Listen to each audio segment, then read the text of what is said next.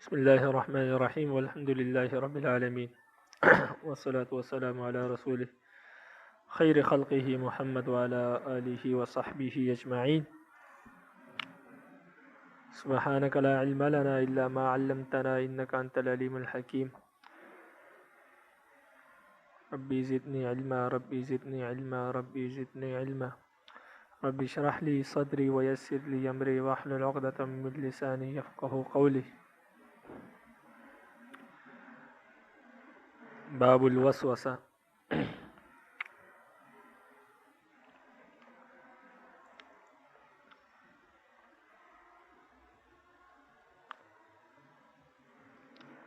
یہ باب وسوسے کے بیان میں ہے.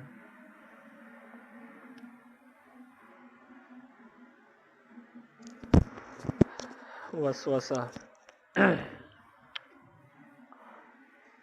وسوسہ کہتے ہیں کفر یا گناہ سے متعلق کوئی خیال دل و دماغ میں آ جائے یا شیطان ڈال لے تو اس کو وسوسہ کہتے ہیں. اس کے مقابلے میں نیکی کا کوئی خیال یا کوئی اچھا خیال دل و دماغ میں رب العالمین ڈال لے تو اس کو الہام کہتے ہیں. پھر اس وسوسے کی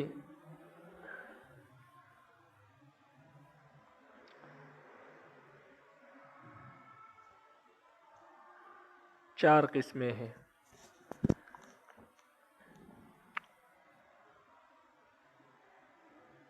نمبر 1، دل میں کوئی خیال یکایک پیدا ہو جائے اور جس تیزی کے ساتھ خیال پیدا ہوا ہے اسی تیزی کے ساتھ ختم بھی ہو جائے، اس کو حاجس کہتے ہیں.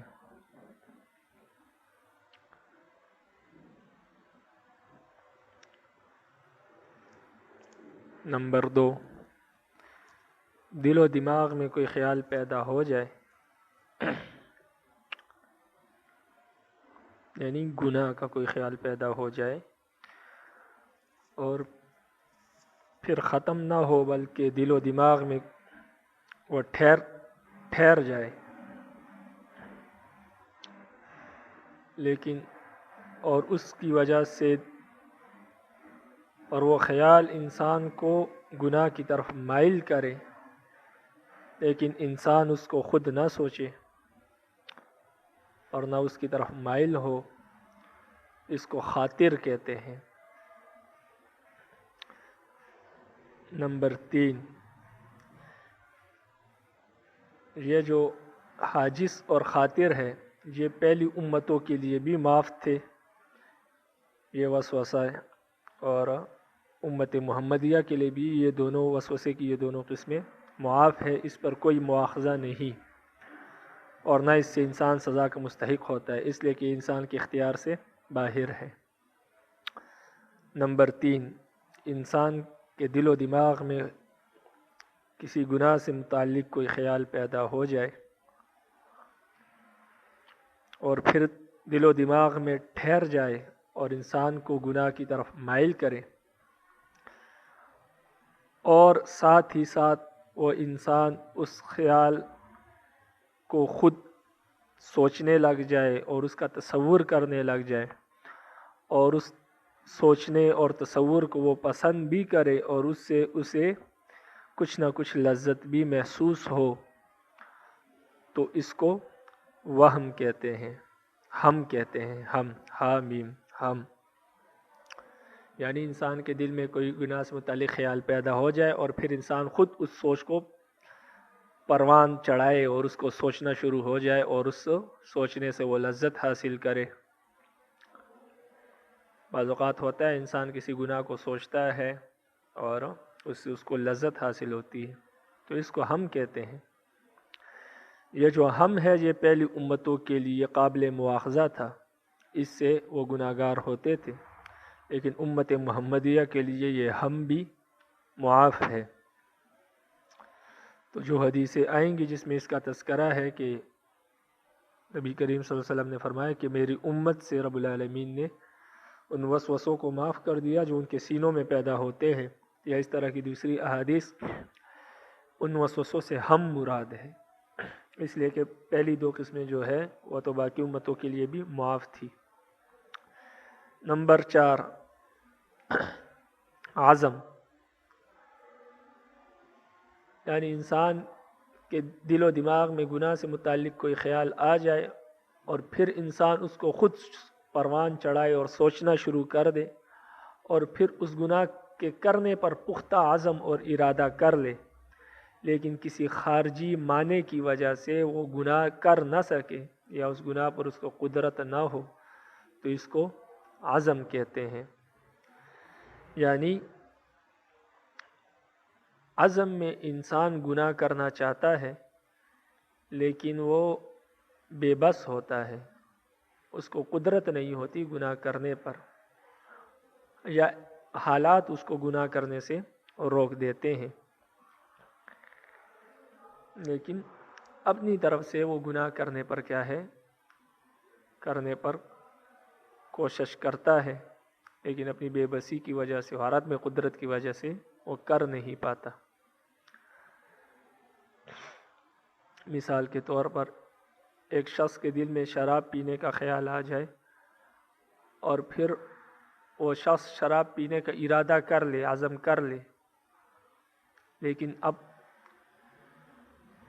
جو خارجی حالات ہے، یعنی حالات ایسے ہیں کہ وہ اس گناہ کو کر نہیں سکتا،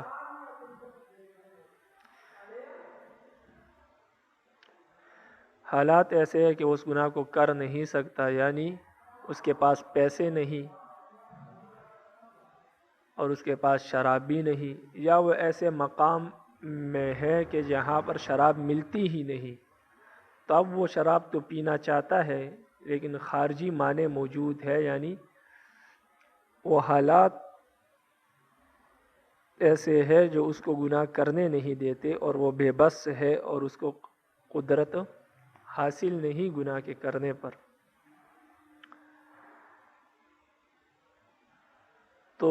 اس عزم کی وجہ سے انسان کیا ہے، گناہ گار ہوتا ہے، اگرچہ وہ گناہ کو عملی طور پر نہ بھی کرے، اس لیے کہ اپنی طرف سے اس نے پوری کوشش کی اور ارادہ کیا، لیکن بے بسی کی وجہ سے گناہ نہ کر سکا۔ اب ہونا تو یہ چاہیے کہ جس طرح ایک گناہ کرنے والا عملی طور پر اس کو جتنا گناہ کی سزا ملتی ہے اتنی ہی اس کو بھی ملنی چاہیے، اس لیے کہ گناہ کرنے کے ارادے میں دونوں برابر ہیں، باقی فرق صرف اتنا ہے کہ وہ جس شخص نے عملی طور پر گناہ کیا اس کو گناہ پر قدرت حاصل تھی، بے بسی نہیں تھی، تو اس نے گناہ کر دیا، باقی کرنا تو یہ بھی چاہتا تھا لیکن رب العالمین نے اس کو کیا ہے، حالات ایسے پیدا کر دیے کہ یہ بے بس ہو گیا اور گناہ کر نہ سکا، تو باقی گناہ کرنے کے حد تک تو دونوں برابر ہے کہ دونوں کا پکا ارادہ ہے گناہ کرنے کا، لیکن ایک کامیاب ہوا دوسرا کامیاب نہیں ہوا، لیکن اس کے باوجود بھی رب العالمین اس کو جو سزا دیں گے اور یہ جو گناہ گار ہوتا ہے تو اس کا گناہ، عزم کرنے والے کا گناہ عملی طور پر گناہ کرنے والے سے کم ہے اور ہلکا ہے۔ یہ رب العالمین کی مہربانی ہے انسان پر کہ اس کو گناہ کم ملتا ہے۔ تو یہ وسوسے کی قسمیں تھی، باقی اگر اس عزم اور اس خیال کو وسوسے سے نکال کر اپنے عمل میں لے آئے تو وہ گناہ بن جاتا ہے، اور گناہ کا تمام شریعتوں میں انسان کیا ہے، سزاوار ہے، امت محمدیہ میں بھی۔ تو اس سے یہ بات ثابت ہوگی کہ امت محمدیہ کے لیے جو عزم ہے گناہ کرنے کا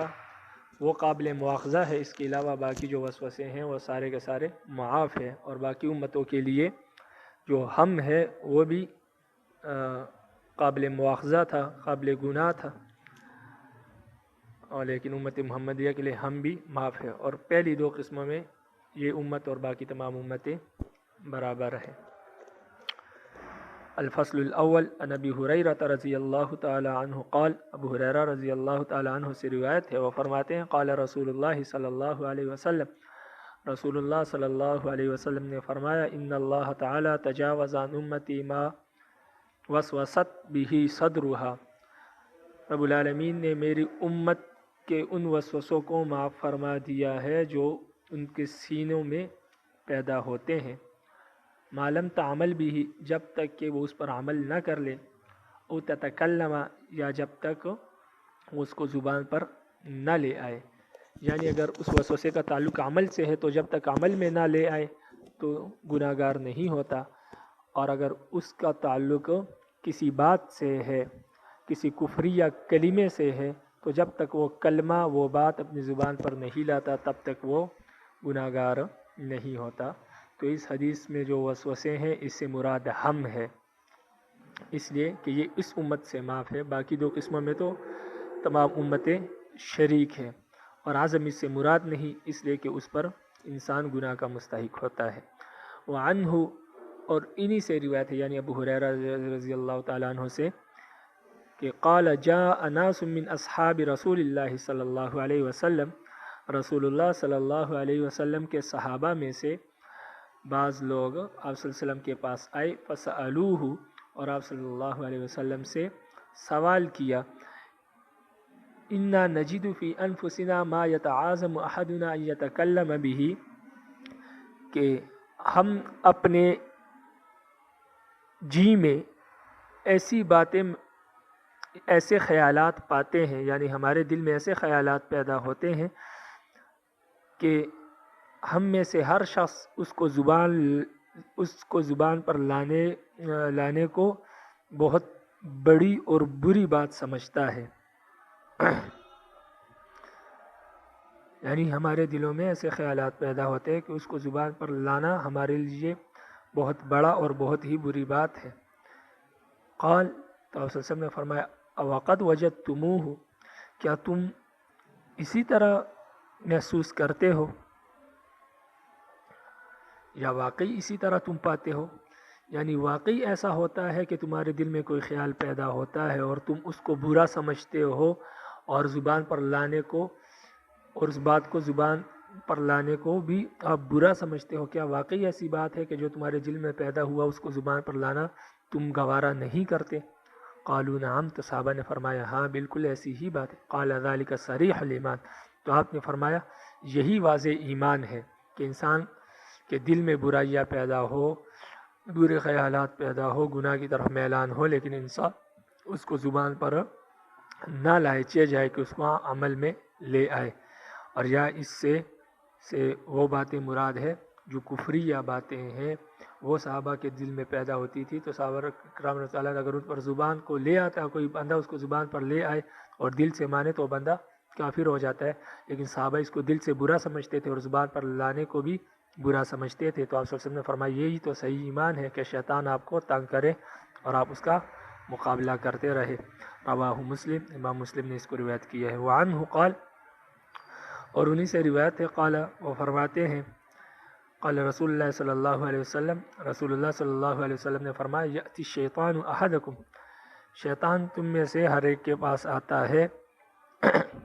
فیقول، اور کہتا ہے، شیطان آنے کا مطلب یہ ہے کہ تمہارے دل میں وہ خیالات لے کر آتا ہے، فیقول، اور یہ وسوسہ ڈالتا ہے، یعنی کہتا ہے وسوسہ ڈالتا ہے، من خلق کذا، اس کو کس نے پیدا کیا، من خلق کذا، اور اس چیز کو کس نے پیدا کیا، حتی یقول، یہاں تک کہ وہ یہ وسوسہ ڈالتا ہے، یہ کہتا ہے، من خلق ربک، تیرے رب کو کس نے پیدا کیا، فَإِذَا بَلَغَهُ فَلْيَسْتَعِذْ بِاللَّهِ وَلْيَنْتَهِ، جب بات یہاں تک پہنچ جائے، نوبت یہاں تک پہنچ جائے، فَلْيَسْتَعِذْ بِاللَّهِ، تو پھر اللہ کی پناہ مانگو، وَلْيَنْتَهِ، اور اپنی سوچ اور فکر کو یہی پر روک دو، اس سے آگے اپنے سوچ کو نہ بڑھاؤ۔ تو یہ شیطان ہر وقت کوشش کرتا ہے کہ انسان کو کیا کرے، اسلام سے نکال کر کفر میں داخل کر دے، اور اس کے لیے مختلف خیالات اور کفریہ باتیں انسان کے ذہن میں پیدا کرتا ہے اور اشکالات پیدا کرتا ہے۔ تو آپ صلی اللہ علیہ وسلم نے فرمایا کہ ان اشکالات سے بچنے کا دو طریقے ہیں، باقی طریقے بعد میں آئیں گے، وہاں پر اس کی نشاندہی کر دیں گے۔ یہاں پر یہ دو طریقے اس حدیث میں جو ہے اس کو یاد رکھے۔ ایک تو یہ ہے کہ اللہ کی پناہ مانگے شیطان سے، اور دوسری اپنے فکر کو اسی وقت روک دے۔ اور تیسرا طریقہ یہ ہے کہ آپ صلی اللہ علیہ وسلم نے فرمایا، جو باقی حدیثوں میں آئے گا، کہ آپ یہ کہیں کہ میں اللہ اور اس کے رسول پر ایمان لاتا ہوں۔ یعنی جب شیطان آپ کو یہ باتیں بتائے تو آپ کہیں کہ میں اللہ پر ایمان لاتا ہوں اور اس کے رسولوں پر ایمان لاتا ہوں، تو انہوں نے اللہ اور اللہ کے رسول نے مجھے اس چیز سے منع کیا ہے، یعنی اللہ کی ذات میں غور و فکر کرنے سے منع کیا ہے، تو اس وجہ سے میں اس کو نہیں سوچتا۔ تیسری بات یہ ہے۔ چوتھی بات یہ ہے کہ انسان اس وقت بائیں طرف تھوکے اور شیطان سے کیا کرے؟ پناہ مانگے۔ تو یہ چار کام انسان کو جب ایسے خیالات پیدا ہو تو انسان یہ چار کام کرے۔ تو یہ دو کام اس حدیث میں، باقی حدیثوں میں آ جائیں گے۔ وعنہ قال، اور انہی سے روایت ہے، یعنی ابو ہریرہ رضی اللہ تعالیٰ عنہ سے، قال، وہ فرماتے ہیں، قال رسول اللہ صلی اللہ علیہ وسلم، رسول اللہ صلی اللہ علیہ وسلم نے فرمایا، لا یزال الناس یتساءلون حتی یقال، لوگ مسلسل سوالات کرتے ہیں، یعنی اپنے جی میں سوالات کرتے ہیں اپنے آپ سے، حتی یقال، یہاں تک کہ کہا جاتا ہے، یعنی ان کے دل میں یہ بات پیدا ہوتی ہے، ھذا خلق اللہ الخلق، اس مخلوق کو تو اللہ نے پیدا کیا، فمن خلق اللہ، اللہ کو کس نے پیدا کیا، فمن وجد من ذلک شیئا، پس جو اس طرح،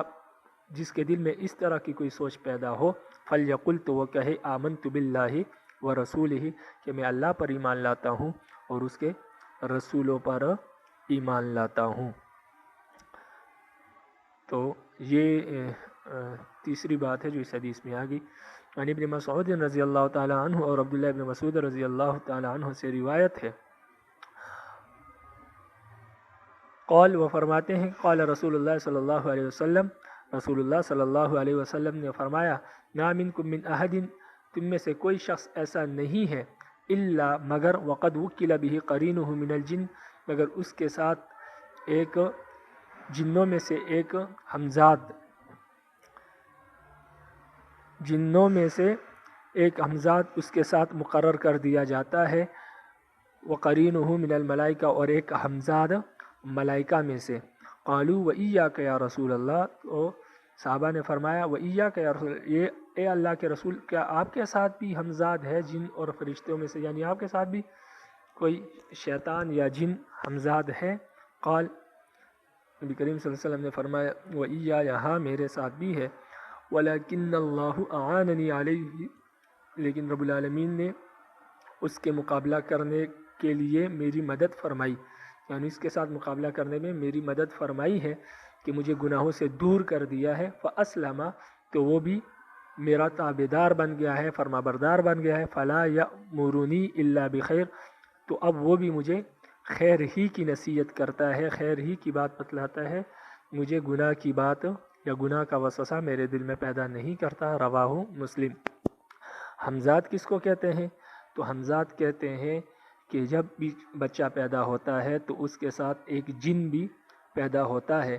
اور اسی طرح ایک فرشتہ بھی اس کے ساتھ پیدا ہوتا ہے، اور یہ جن اور یہ فرشتہ ہمیشہ اس کے ساتھ ہی رہتے ہیں اس کے موت تک، تو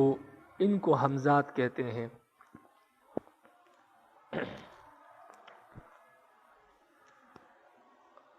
اب شیطان جو ہمزاد ہے جنات میں سے، وہ کیا کرتا ہے؟ وہ انسان کے دل میں جو ہے برے خیالات پیدا کرتا ہے، وسوسے ڈالتا ہے اور انسان کو برائی کی طرف مائل کرتا ہے۔ تو اس ہمزاد کا نام جو ہے وسواس ہے، یعنی وسوسہ ڈالنے والا۔ اور جو فرشتہ ہے وہ انسان کے دل میں نیک خیالات پیدا کرتا ہے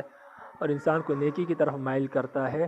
تو اس فرشتے کو ملہم کہتے ہیں، اس کا نام ملہم ہے۔ آگے آپ صلی اللہ علیہ وسلم کے ساتھ بھی ایسا ہی آپ صلی اللہ علیہ وسلم نے فرمایا کہ جنات اور ہمزاد اور فرشتہ ہمزاد بھی ہے، لیکن کیونکہ میں اللہ کا نبی ہوں اور مجھے اللہ نے گناہ سے معصوم کر دیا ہے، تو میری مدد فرمائی ہے شیطان کے مقابلے میں، تو اس لیے وہ بھی میرا تابعدار بن گیا، فرما بردار بن گیا، اب وہ مجھے کسی گناہ کا حکم نہیں دیتا وہ مجھے اچھی اور بلی بات کا ہی حکم دیتا ہے، اس لیے میرے دل میں گناہ کے خیالات پیدا نہیں ہوتے۔ یہ ہمزاد انسان کے پاس ہمیشہ رہتا ہے۔ تو یہ جو عاملین ہوتے ہیں یا کالا جادو کرنے والے لوگ ہوتے ہیں، ان کو جو انسان کی باتیں پتہ چل جاتی ہے یا انسان کے ماضی کے متعلق کوئی چیز ان کے علم میں آ جاتی ہے، اور آپ لوگ یا جو عام لوگ ہوتے ہیں وہ حیران ہو جاتے ہیں کہ یہ بات اس کو کیسے پتہ لگی، یہ تو مہینے پہلے کی بات ہے یا سال پہلے کی بات ہے، یہ تو میرے علاوہ کسی کو معلوم نہیں ہے، تو اس شخص کو کیسے معلوم ہو گئی؟ تو وہ سمجھتا ہے کہ اس کے پاس کوئی غیبی علم ہے اور یہ کوئی پہنچی ہوئی سرکار ہے۔ تو ایسا نہیں ہوتا، بلکہ جو کالا جادو کرنے والے ہوتے ہیں ان کے پاس جنات ہوتے ہیں جو موکل ہوتے ہیں، اور جب آپ ان کے پاس جاتے ہیں تو وہ ان جنات کی مدد سے آپ کا جو ہمزاد جن ہے اس سے سوالات پوچھتے ہیں، آپ کا نام پوچھتے ہیں، آپ کے والدین کا نام پوچھتے ہیں، آپ کا گھر کا پتہ پوچھتے ہیں، کیونکہ وہ ہمزاد آپ کے ساتھ ہمیشہ رہتا ہے۔ تو آپ کے متعلق جو باتیں وہ ان جنات کو بتاتا ہے تو وہ جنات اس کالا جادو کرنے والے کو بتا دیتے ہیں، اور وہ کالا جادو کرنے والا پھر آپ کے سامنے اس کا اظہار کر دیتا ہے، اور آپ سمجھتے ہیں کہ اس کے پاس کوئی غیبی علم ہے۔ تو یہ سارا جو کھیل ہوتا ہے یہ ہمزاد ہی کی مدد سے کیا جاتا ہے، اور ہمزاد ہی سے وہ معلومات حاصل کی جاتی ہے۔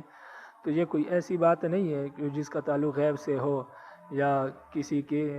رتبے سے ہو کہ یہ بہت بڑی پہنچی ہوئی سرکار ہے، بلکہ یہ جنات کے ذریعے ہمزاد سے یہ باتیں اگلوائی جاتی ہے اور اس طریقے سے ان کو معلوم ہوتا ہے۔ اس لیے وہ یہ ظاہر کرتا ہے کہ وہ غیب کا علم جاتا ہے، تو یہ سارا دھوکہ اور فراڈ ہوتا ہے۔ تو اس لیے اگر کوئی شخص اس سے حیران ہو اور پریشان ہو جاتا ہے کہ اس کو ان باتوں کا علم کیسے ہوا، تو وہ اس بات کو سمجھ لے اور ذہن نشین کر لے کہ یہ ہمزاد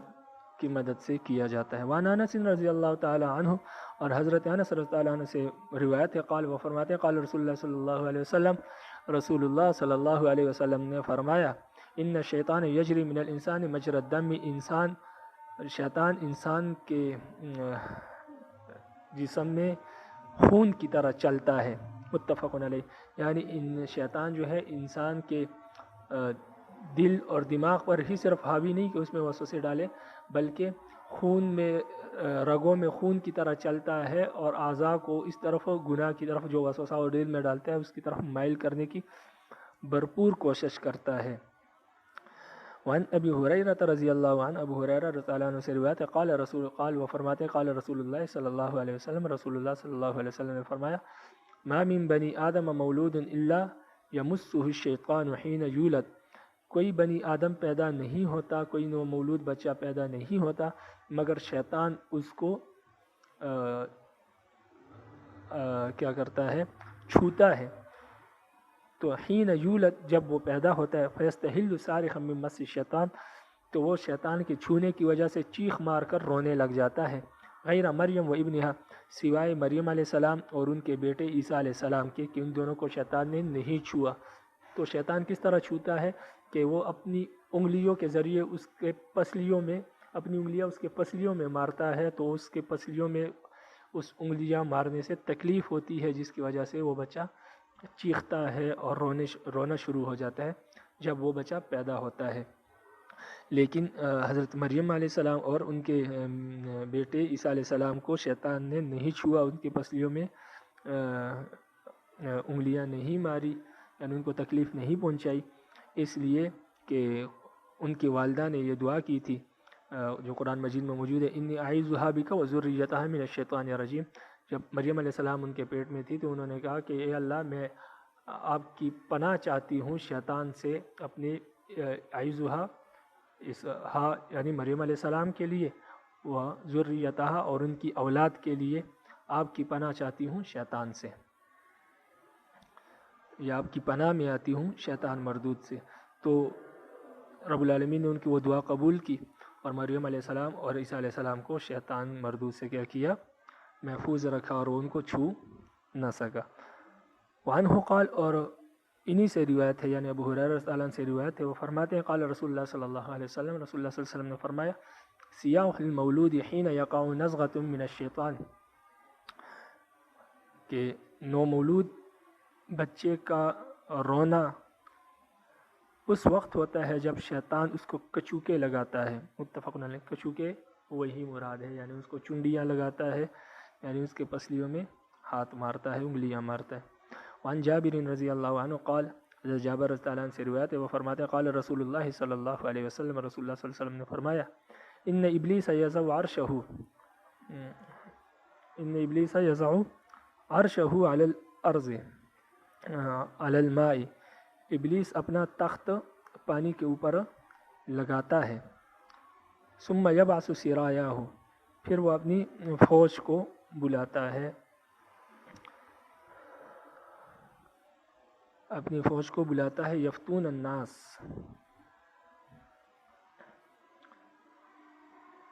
جو لوگوں کو فتنے میں مبتلا کرتے ہیں، یعنی لوگوں کو گمراہ کرتے ہیں، یعنی شیاطین کی فوج کو. فأدناہم منہم منزلۃ، تو ان میں سے جو سب سے ان کا قریبی ہوتا ہے رتبے کے اعتبار سے،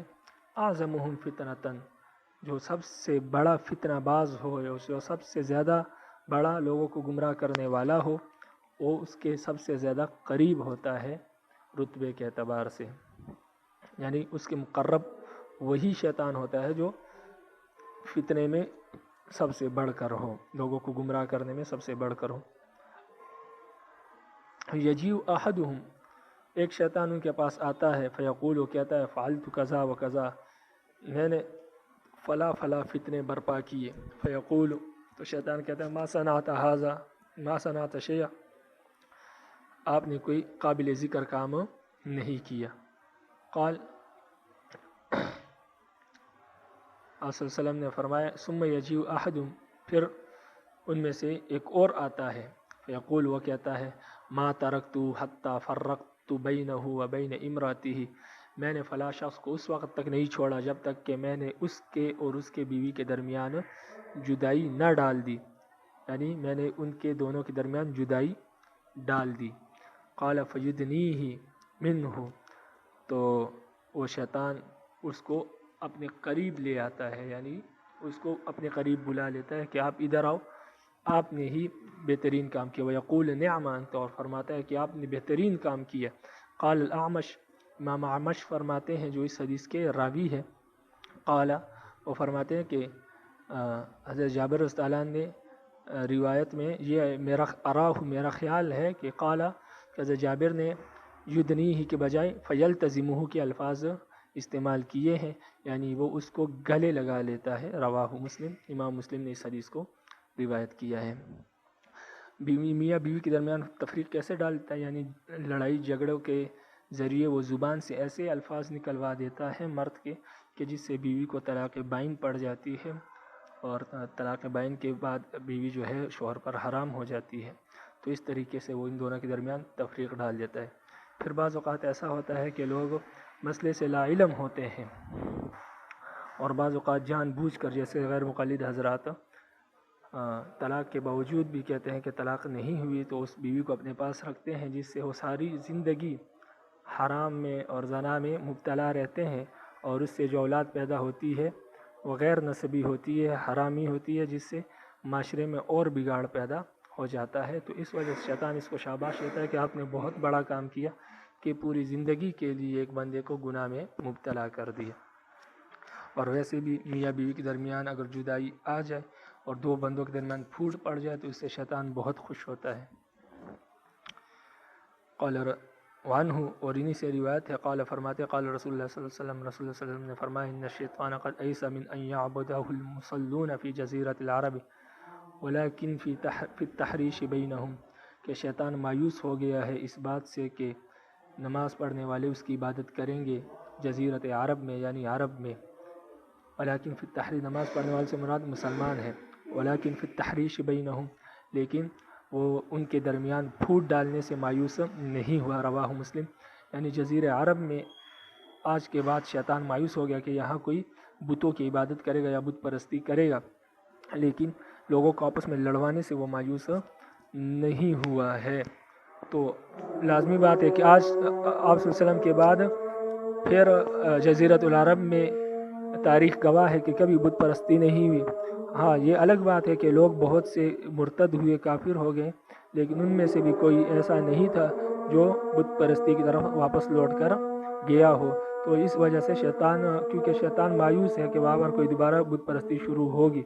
لیکن ان کے درمیان پھوٹ ڈالی جا سکتی ہے، ان کو لڑوایا جا سکتا ہے، اس لیے وہ اس کی کوشش کرتا ہے تاکہ ان کے درمیان پھوٹ ڈالی جائے، لڑائی کروائی جائے۔ وہ بت پرستی کی کوشش نہیں کرتا، یعنی وہ کسی صورت اپنے ہدف سے باز نہیں آتا۔ الفصل الثانی عن ابن عباس رضی اللہ تعالی عنہ ان النبی صلی اللہ علیہ وسلم جاء رجل، ایک شخص رسول اللہ صلی اللہ علیہ وسلم کے پاس آیا، فقال، اور فرمایا، انی احدث نفسی بالشیء لا اکون حممۃ احب الی من ان اتکلم به،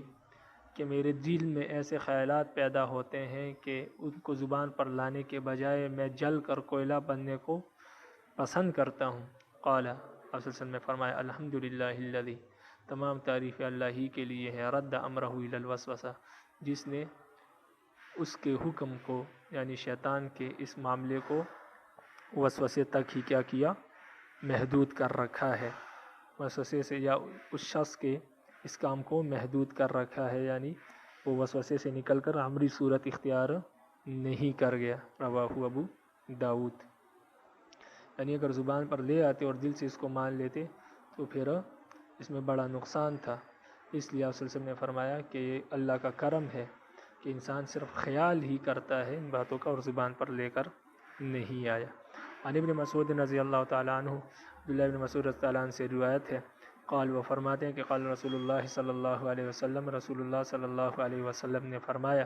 ان للشیطان لمۃ بابن آدم وللملک لمۃ، کہ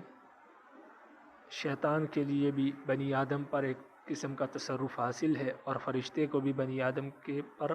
ایک قسم کا تصرف حاصل ہے۔ اس سے مراد وہی ہمزاد ہے، یعنی ملہم اور وسواس۔ فاما لمۃ الشیطان فیعاد بالشرک وتکذیب بالحق، جہاں تک شیطان کا تصرف ہے تو وہ ہے شرک اور کفر کی طرف ابھارنا، شر کی طرف ابھارنا، شر سے مراد کفر ہے، شر پر ابھارنا، و تکذیب بالحق، اور حق کے انکار کرنے پر ابھارنا۔ واما لمۃ الملک، اور جہاں تک فرشتے کے تصرف کا تعلق ہے، فیعاد بالخیر، تو وہ خیر پر ابھارنا ہے، و تصدیق بالحق، اور حق کی تصدیق کرانی ہے یا اس پر ابھارنا ہے۔ فمن وجد ذلک فلیعلم، جو یہ بات محسوس کرے، یعنی یہ بات جی میں پائے، یعنی کوئی غیبی طاقت اس کو حق پر ابھار رہی ہے، فلیعلم، تو وہ جان لے کہ انہ من اللہ، کہ یہ اللہ کی طرف سے ہے، یعنی یہ الہام ہے جو فرشتے کے ذریعے اس کے دل پر اتر رہا ہے۔ فلیحمد اللہ، تو وہ پس اللہ کی تعریف بیان کرے۔ ومن وجد الآخرہ، اور جو دوسری بات پائے، یعنی کوئی غیبی طاقت اس کو شر پر اور تکذیب بالحق پر ابھار رہی ہے، فلیتعوذ باللہ من الشیطان الرجیم، تو وہ شیطان مردود سے پناہ مانگے۔ ثم قرأ، پھر آپ صلی اللہ علیہ وسلم نے یہ آیت پڑھی، الشیطان یعدکم الفقر ویأمرکم بالفحشاء، شیطان تمہیں فقر سے ڈراتا ہے اور تمہیں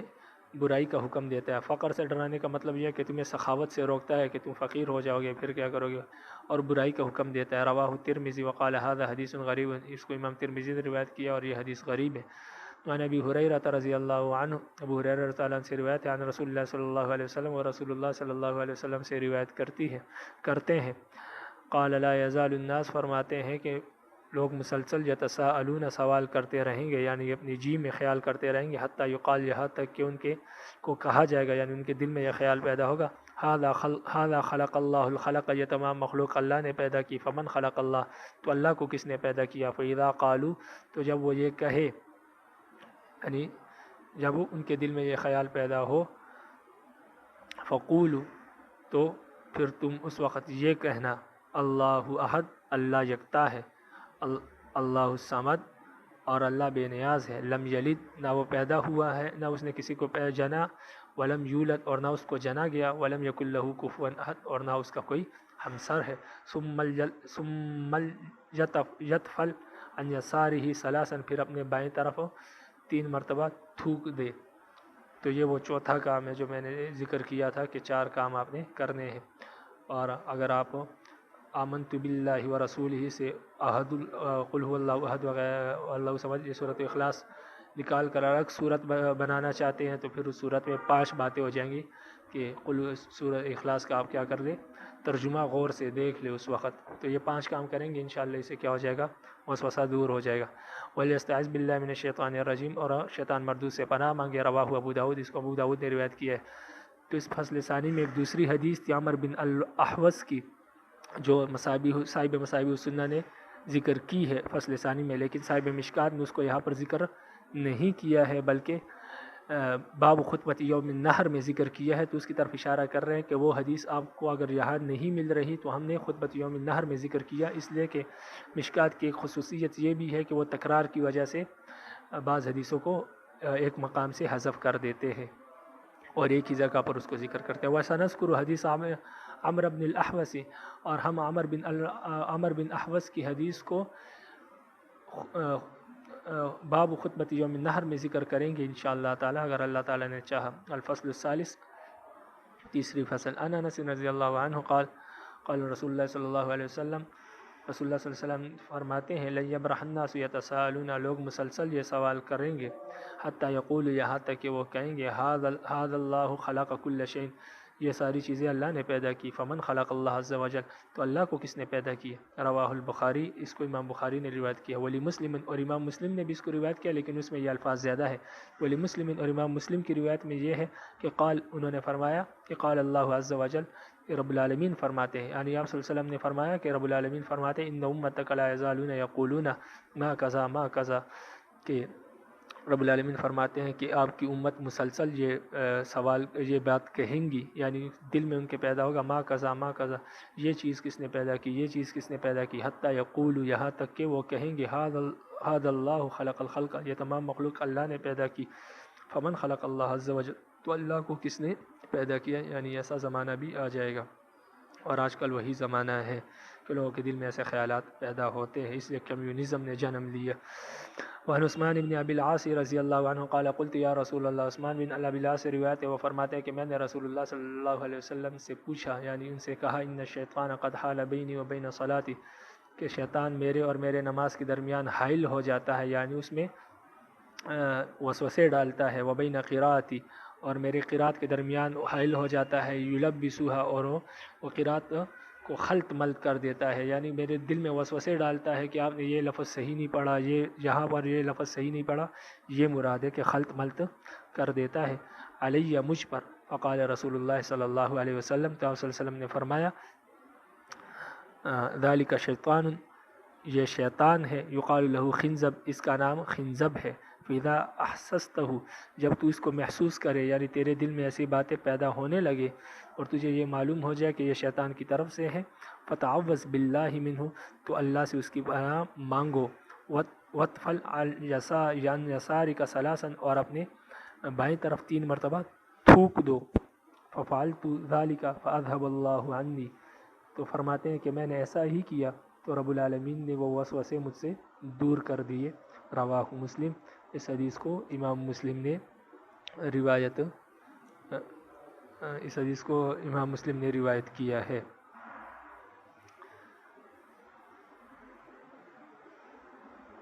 یہاں پر عثمان بن ابی العاص، جو حضرت عثمان بن ابی العاص یہ صحابی رسول ہے، ان کی کنیت عبداللہ ہے. یہ قبیلہ ثقیف سے تعلق رکھتے ہیں، اس لیے ثقفی کہلاتے ہیں. آپ قبیلہ ثقیف کے وفد کے ہمراہ دربار رسالت میں حاضر ہوئے اور رسول اللہ صلی اللہ علیہ وسلم کے دست مبارک پر اسلام قبول کر کے مشرف باسلام ہوئے. اس کے بعد رسول اللہ صلی اللہ علیہ وسلم نے ان کو اپنے قبیلے کا امیر مقرر کر دیا تھا.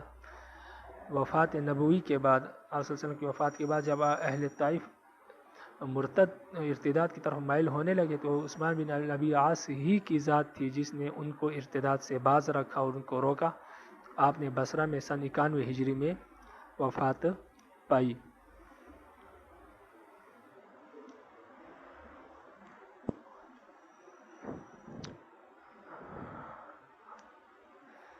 وعن القاسم بن محمد ان رجلا سألہ، قاسم بن محمد سے روایت ہے، فرماتے ہیں کہ ایک شخص نے آپ صلی اللہ علیہ وسلم سے سوال کیا. فقال، اور فرمایا انی اہم فی صلاتی، مجھے اپنے نماز میں وہم ہو جاتا ہے، یعنی وسوسے آتے ہیں. فیکسر ذلک، اور وہ وسوسے وہ وہم بہت زیادہ ہو جاتا ہے علیہ میرے اوپر، یعنی میرے اوپر غالب ہو جاتا ہے. تو پوچھنا یہ چاہ رہے تھے کہ میں کیا کروں جب مجھے وہم ہو جائے. اور وہم کس چیز کا تھا؟ وہم اس کا تھا کہ وہم ہو جاتا ہے کہ میری نماز نہیں ہوئی، اور بعض اوقات یہ شدت اختیار کر لیتا ہے کہ میرے دل میں یہ بات بیٹھ جاتی ہے کہ یہ آپ کی نماز نہیں ہوئی، اور یہ اکثر ہوتا رہتا ہے میرے ساتھ. تو میں کیا کروں؟ فقال رسول اللہ صلی اللہ علیہ وسلم نے اس کو کہا امضی فی صلاتک، آپ اپنی نماز مکمل کر لیا کرے، یعنی وہم کی طرف توجہ نہ دیا کرے. فإنه لن يذهب ذلك عنك حتى تنصرف، وہ وہم آپ سے اس وقت تک دور نہیں ہوگا، اس وقت تک نہیں ہٹے گا جب تک کہ آپ نماز ختم نہ کر لیں. حتیٰ تنصرف، یہاں تک کہ آپ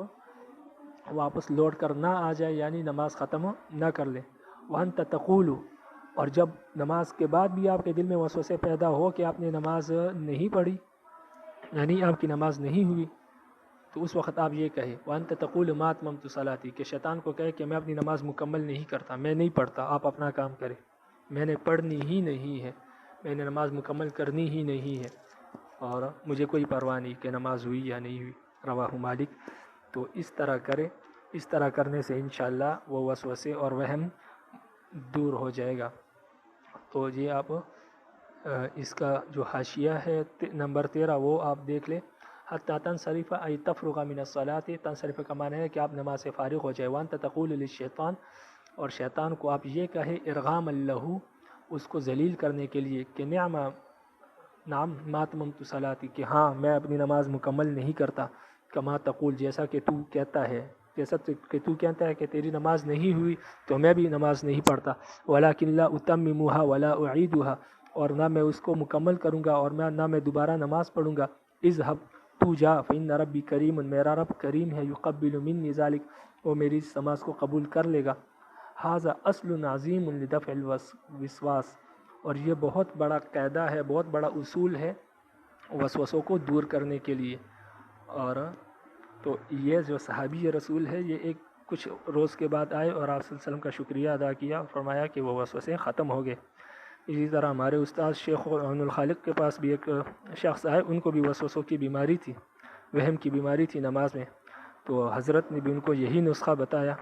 تو وہ شخص بھی ایک ہفتے کے بعد آیا اور حضرت سے کہا کہ رب العالمین آپ کو جزائے خیر دے، اس حدیث کی وجہ سے اور آپ کے بتانے کی وجہ سے میں نے اس پر عمل کیا، تو رب العالمین نے مجھے ان وہموں سے اور ان وسوسوں سے چھٹکارا عطا فرما دیا. اب میری نماز میں وسوسے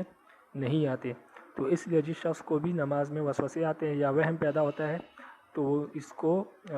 اس پر عمل کرے اور اس کو مضبوطی سے پکڑے، اور شیطان کو کہے کہ میں نے نماز پڑھنی ہی نہیں ہے، میں اس کو نہ مکمل کروں گا نہ اس کو دوبارہ اعادہ کروں گا. تو انشاءاللہ اس سے ایک دن وہ ان وہموں سے اور وسوسوں سے کیا ہو جائے گا؟ چھٹکارا پا لے گا. وما علینا الا البلاغ المبین. کوئی بات سمجھ میں نہیں آئی، کسی لفظ کا ترجمہ سمجھ میں نہیں آیا، مطلب سمجھ میں نہیں آیا، تو آپ پوچھ سکتے ہیں. اللہ عمل کی توفیق نصیب فرمائے.